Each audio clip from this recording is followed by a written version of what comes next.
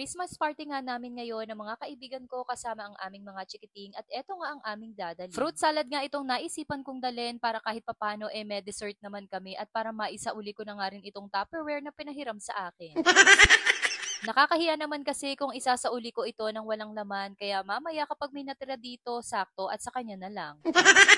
Pagkatapos nga niyan, ay ilalagay ko muna ito sa ref para lumamig at magsisimba muna nga kami. Napaghahalataan nga sa video na to na matagal-tagal na nga rin ito bago ma-edit dahil kita nyo naman sa kulay ng damit namin, lahat kami ay naka-orange. Hindi naman lingid sa inyong kaalaman na kami nga ay nagkukumpleto ng simbang gabi pero ngayong araw dito nga kami sa bisita ng San Francisco a-attend ng misa. Alas 5 kasi ang umpisa ng misa dito kaya maaga rin kami makakatapos sa pagsisimbang gabi para makadiretso na rin kami agad sa venue kung saan nga gagawin ang aming Christmas party. Syempre, bago ang walwalan, kailangan unahin muna natin si Lord para lahat ng blessings pasok.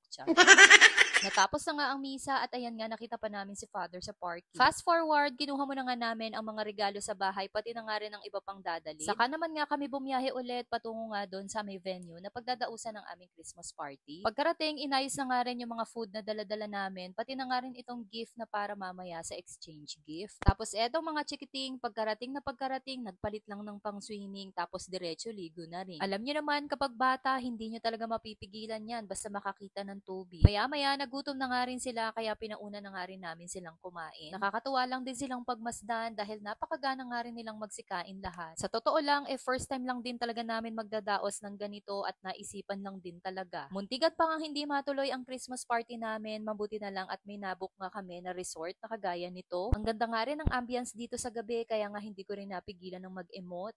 Ang magpa-picture pala.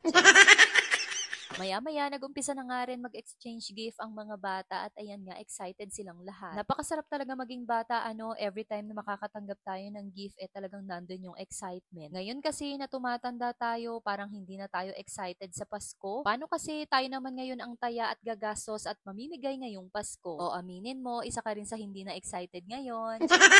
Pero okay lang yan. Sabi nga, di ba, it's better to receive than to give. Ay, mali. It's better to give than to receive.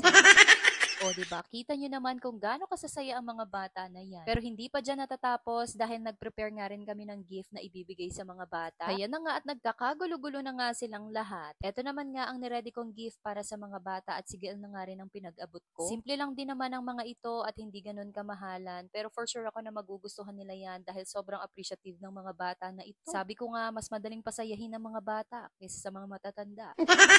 Dito naman nga sila sa room, nag-open ng mga gift nila at ang sasaya nga nilang lahat. Syempre, hindi rin kami magpapahuli dyan at meron din kaming exchange gift at sobrang exciting nito kaya abangan nyo na lang yan sa vlog ni Erica Joyce. O siya, Merry Christmas to all! Yun lang, thanks for watching!